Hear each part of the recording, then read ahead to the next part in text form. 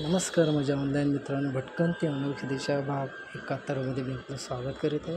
तर आज मी कुर्ला येथील प्रसिद्ध नेहरू नगर एस टी स्टँडच्या इथे आलेलो आहे, कारण मला जायचं आहे पुण्याला.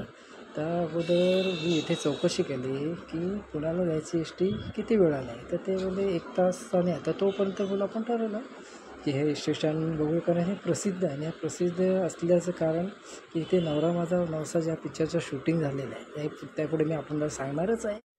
तर मित्रांनो, नेहरू नगर एस टी स्टँडच्या मी 3ऱ्या गेटच्या इथे उभा आहे. आणि आपल्याला माहितीच असेल की एस टी स्टँडचे 2 आधारस्तंभ असतात. एक म्हणजे त्यांचा बसचा ड्रायव्हर आणि दुसरा म्हणजे कंडक्टर.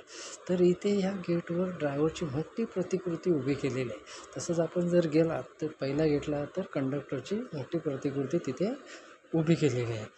तर हा बघू शकता, इथे एस टी स्टँडच्या बाजूला भिंतीवर चांगले चित्र रंगवलेले आहेत. हा समोर दिसतोय तो परिसर आहे शिवसृष्टीचा. इथेच बाजूला वीर सावरकर स्मारकाचं ते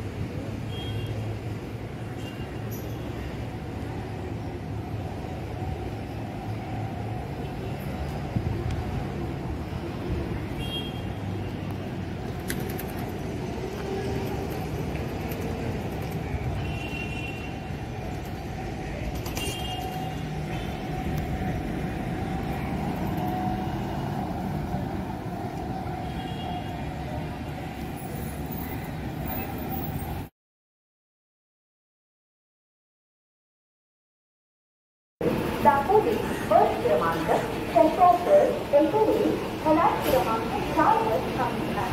तिथे इंदापूर माणगाव महाड मार्गासाठी. धन्यवाद.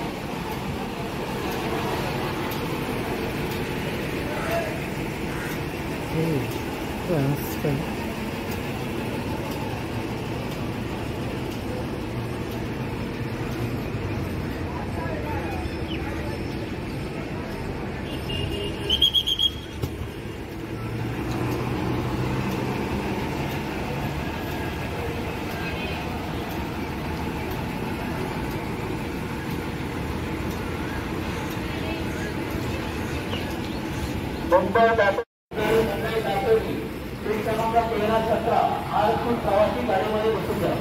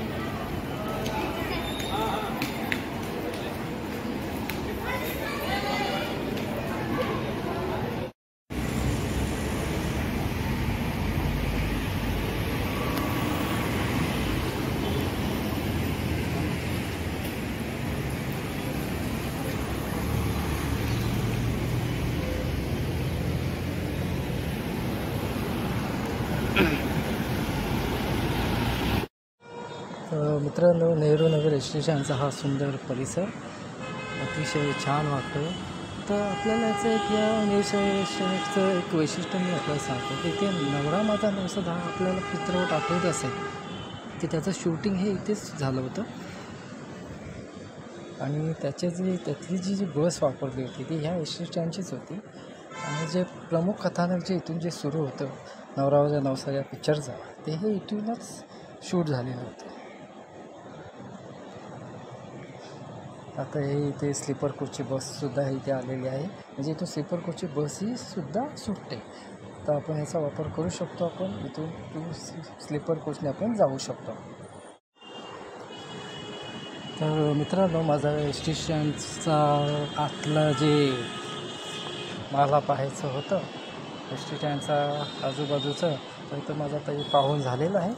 तर आता मी बोललो 1 तास उशिरा एस टी असल्यामुळे तर बोला आजूबाजूचा परिसर बघून म्हणून गेटच्या बाहेर आलेलो आहे मी. तर आता मी हे पाहत आहे, गेटच्या बाहेर पाहिलं तर मला असं समजलं की इथे वीर सावरकर क्रीडांगण अतिशय छान आहे, ते सुद्धा बघण्यासारखं आहे. आणि इथे मी चौकशी केली की कुर्ला स्टेशन इथे किती लांब आहे. तर मला असं समजलं की कुर्लाशी हार्डली इथून 15 मिनटावर चालत पण जाऊ शकतो. तसं टिळकनगर स्टेशनसुद्धा हार्डली 15-20 मिनटावर अंतरावर आहे. तर हे आपण समोर बघू शकता की भारतीय कला संस्कृती दर्शन भिंतीच्या चित्राद्वारे प्रदर्शित केलेलं आहे. बाळूमामाचं चित्र होतं आपण मगाशी बघितलं. तर हा जो सरळ रोड जातो आहे तो कुर्ला स्टेशनला जातो. इथून जर सरळ पुढे सिग्नल राईट मारलं की सरळ कुर्ला स्टेशन.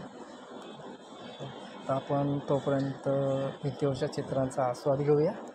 तर अतिशय भिंतीवरचं भारतीय संस्कृतीचं कलादर्शन असं आपल्याला दिसून येते. आणि माझं लेफ्ट साईडला आता आपण पाहिलं असाल तर तिथे वीर सावरकर क्रीडांगणसुद्धा आहे. आता मी ह्या एस टीचा जो 3रा गेट आहे इथे आलेलो आहे. तर आपण बघू शकता जसे एस टीला जसे 4 चाकं असतात तसं संसाराला 2 चाकं लागतात, तसं एस टीमध्ये सुद्धा 2 चाकं आहेत. म्हणजे ती म्हणजे आपलं ड्रायव्हर आणि आपलं कंडक्टर.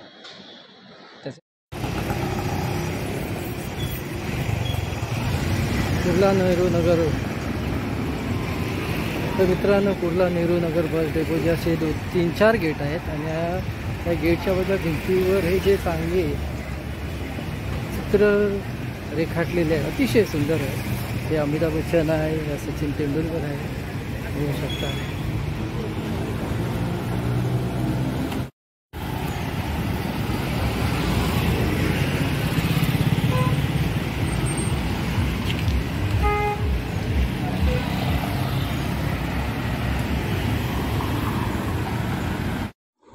तर मित्रांनो, माझी थोड्या वेळात आता बस येणार आहे. तर मी आता एस टी डेपोच्या आत जाणार आहे. पण जाण्यापूर्वी मी जे डेपोमध्ये जे दत्ताचं मंदिर आहे त्या मंदिरात जाऊन दत्ताचं दर्शन घेणार आहे. ॲक्च्युली मला व्हिडिओ शूटिंग फोटो करायची होती, पण तिथे आला बंदी असल्यामुळे मी बाहेरूनच दर्शन घेणार आहे. आणि जे दर्शन घेतलेलं आहे त्याचं व्हिडिओ जो शूट केलं आहे ते मी आपल्याला दाखवणार. आपल्याला व्हिडिओच्या एंडिंगला ते पाहायला मिळेलच. तर तोपर्यंत स्वतःची काळजी घ्या. आणि आता आपली भेट भटकंती अनेक दिशा भाग 73मध्ये होईल. नमस्कार. मस्त मंदिर आहे.